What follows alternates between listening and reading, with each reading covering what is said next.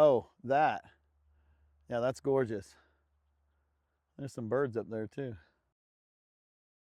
Anyway, welcome to 2026, guys. James here with ClearPath Tractor Works. I want to wish you guys a happy new year. Today we're going to be talking about front end loaders on tractors. So you guys stick around, should be a good one. One of the most common features you're probably used to seeing on a tractor is the front end loader and the bucket.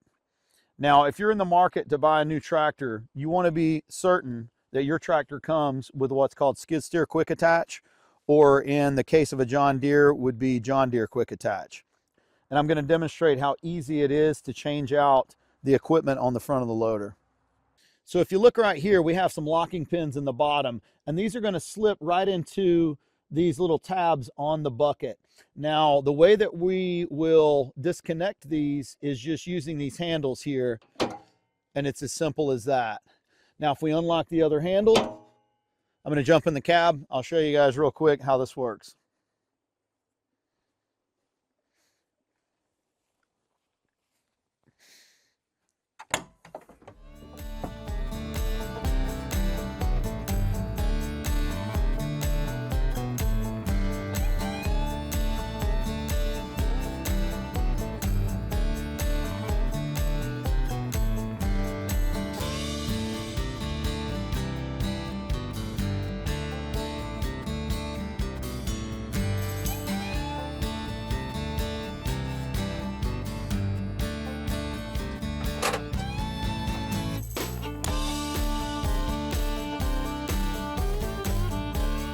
Now, if we come back over here, we lock these handles back in place, and our bucket's securely attached. If we take a look at these loader arms, you're going to see a cylinder here, and typically you'll have a cylinder somewhere in this area. Now, the cylinder in the back is typically used for raising and lowering the arms, and depending on which implement we have on the front, in this case we have a grapple, we would be able to raise that implement up off the ground or set it back down by activating the controls inside the cab for this particular cylinder here. Now, if we move to the outside cylinder, to the far front of the loader, this cylinder is responsible for the curl and the dump feature on the front of the loader. In this case, that would make it possible for me to change the angle that I could grab material with my grapple. And that back cylinder, of course, would change the elevation or the height that we're reaching off the ground with the grapple. Okay, guys, if you look right here, you'll see what's called the bucket level indicator. And what this does is allows you to know what the bottom edge of your bucket is doing in relation to the surface that you're traveling on. So if you set this up on level ground, and you do that by using this adjustment screw right here, we're going to make it so that this angle will be lined up with this loop when the bucket is perfectly level with the ground. So this is not the only style of bucket level indicator, but on this particular tractor, this is what you got. Your particular tractor may have a different style of bucket level indicator. All right, so up inside the cab here, if we look to our right, we have the loader joystick controller. This is going to be what's used to bring your loader arms up and down. Let's say you have a bucket on there and you need to raise something up in the bucket, or you need to set it back down. And also it will control the tilt, which is the curl and the dump function on the bucket. In our case today, we're going to have a grapple out here. I'll show you in just a moment. And that's going to be where these two buttons come in on the controller here.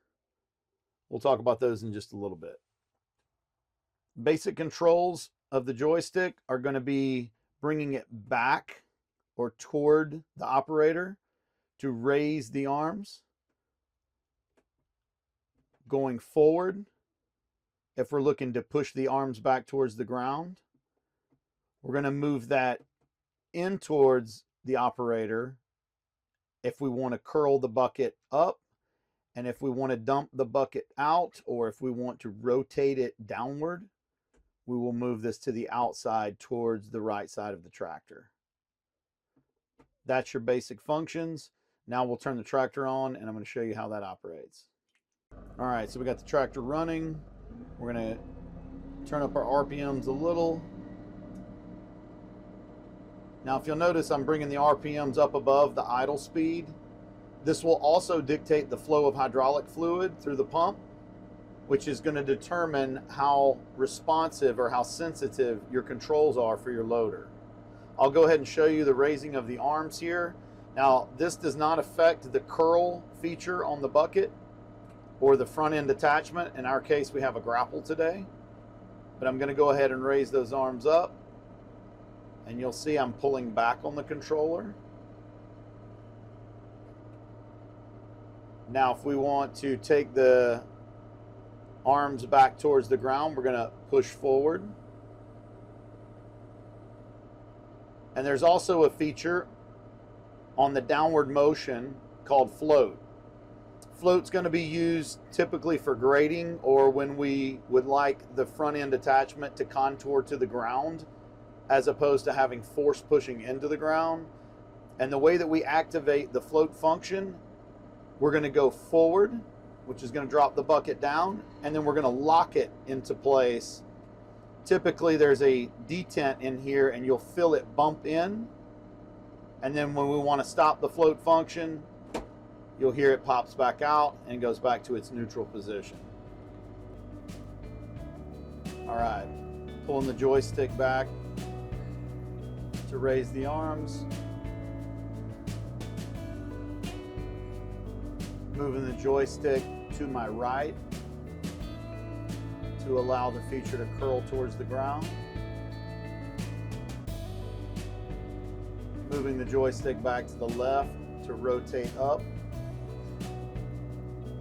And moving the joystick forward to bring it back down. And I'll show you that we'll pop it into float. You'll see it drop rather quickly. And now we have the implement back on the ground.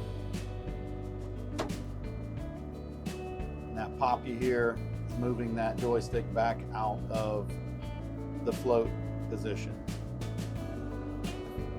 If I move the joystick to the left and also down, we can perform two functions at one time. Bringing our arms down and rotating our attachment back in. Hit that float feature, and we're back down on the ground. As we mentioned earlier, this particular tractor is equipped with a third function. So if I bring my arms up by pulling the joystick backward, I can also push one of the two buttons, and that will open the grapple. If we reverse that flow by pushing the other button, it will cause our grapple to close. We can usually perform at least two functions at once, so if I raise the arms at the same time that I'm opening the grapple, we can usually achieve both.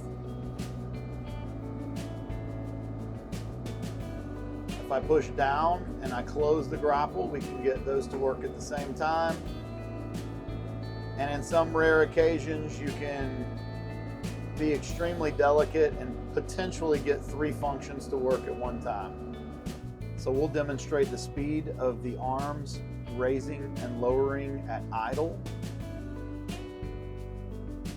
You'll notice it happens fairly slow.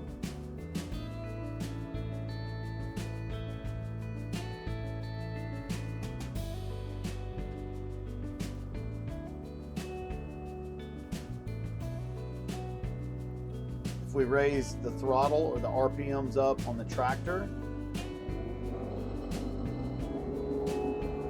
notice the increase in speed.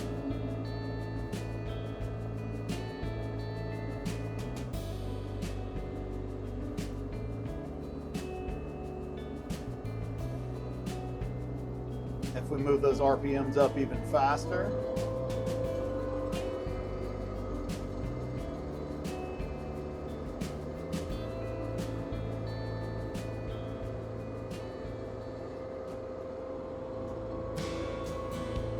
so that's what we got for today. I hope you guys enjoyed the video. If you did, be sure and subscribe to the channel and go ahead and hit that like button. Until next time, you guys stay safe. We'll see you soon.